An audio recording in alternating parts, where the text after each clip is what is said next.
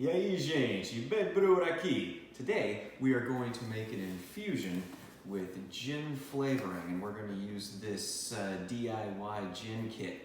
First, I'm going to go ahead and open it up so that you guys can see what all comes in this kit. All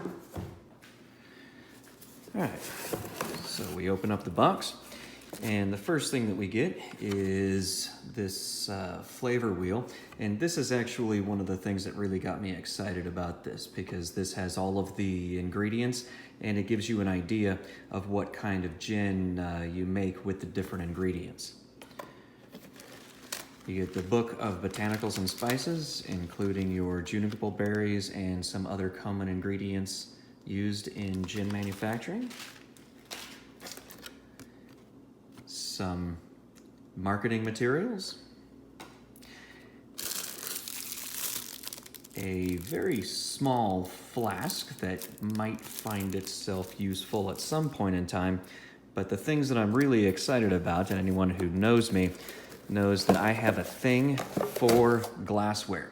And this glassware has the style of a sort of a Prohibition era glass bottle, and we're going to use these to make two different infusions. In one, we're going to do the regular infusion as the directions recommend, which is 24 hours with juniper berries and 24 hours with the flavorings. The other one, I'm going to attempt a 48-hour with the juniper berries and 48 hours with the other flavors. There's a couple of labels, a funnel that I will probably never use, and some plugs and a strainer to go ahead and top these off. The instructions tell us to start with vodka. So we're going to infuse our alcohol base that we brewed up a couple of weeks ago, but you should know that gin manufacturers start with high-proof alcohol, very high-proof alcohol, 95 to 98% alcohol.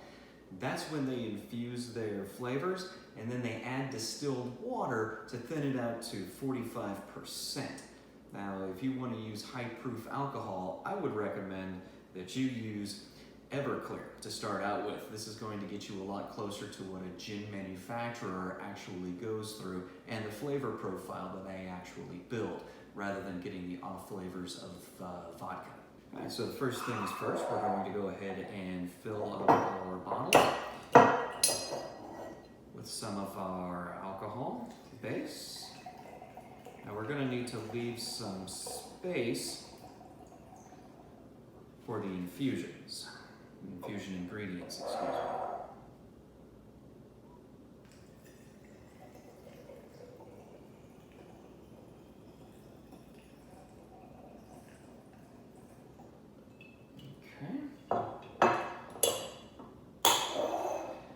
Now again, we're going to want to start with juniper berries.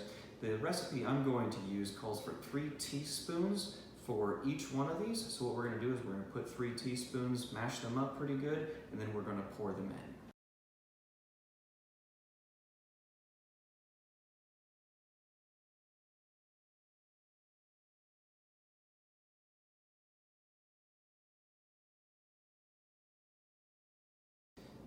That is pretty good.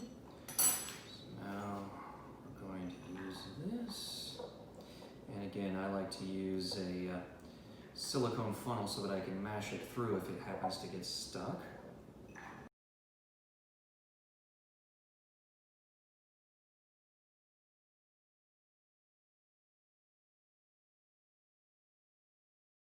All right, I'm going to go ahead and plug this up.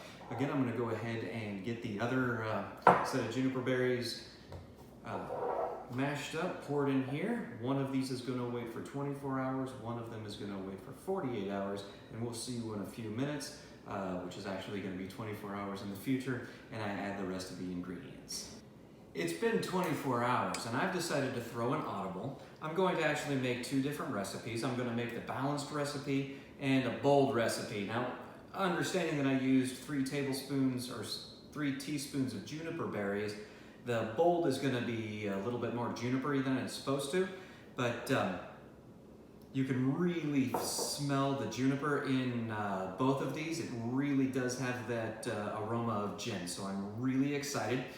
In the first one, the balanced one, I'm going to add 1 teaspoon of coriander, 1/2 teaspoon of cherry berries, and 1/2 teaspoon of dehydrated lemon peel. And if you've watched any of my other videos, you know how I feel about that, but it was already here, so I'm gonna go ahead and use it.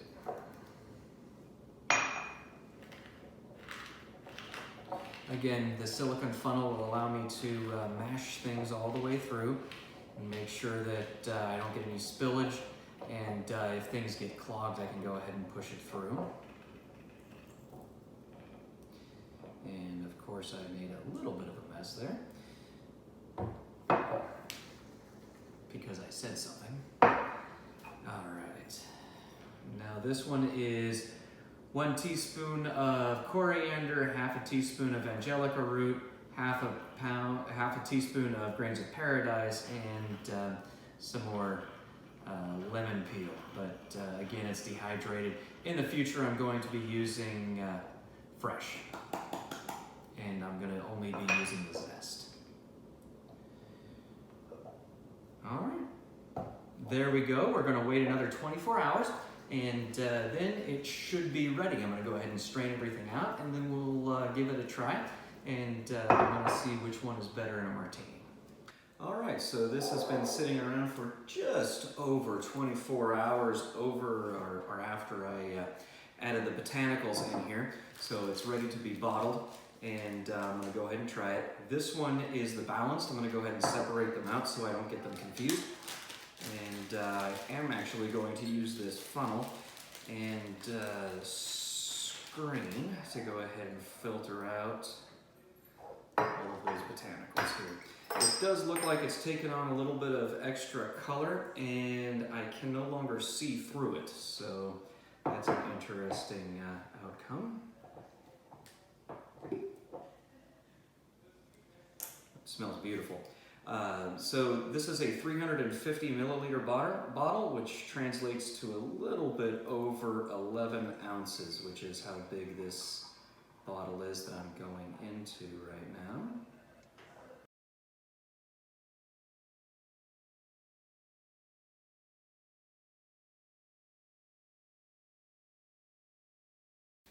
It is very nice. Okay, let's just...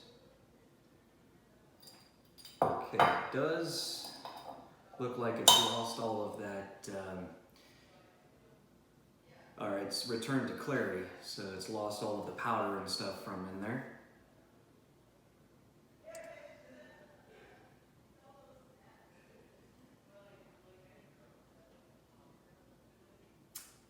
It's really nice. It's really nice. It's very earthy. It's very nice.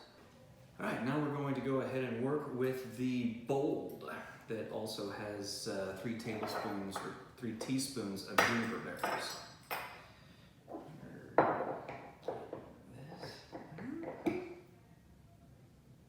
Again, it smells really nice, just like gin is supposed to.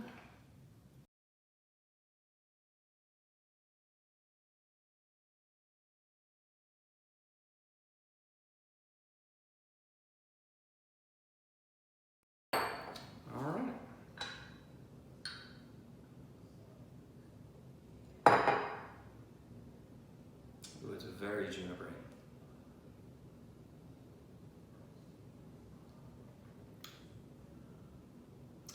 Interesting.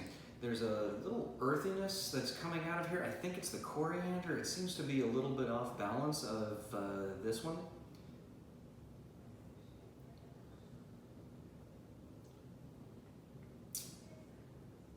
Yeah, I think it's the coriander that's out of balance, and that's giving a kind of an earthiness to it, which I don't know if I dislike, but definitely I'm going to tweak the recipe a little bit. Overall, it was an interesting experiment. I definitely have some tweaking to do on the recipe to make it something that I want, but I'm really happy with what happened to my high alcohol base and the gin product, so I'm definitely going to continue doing this.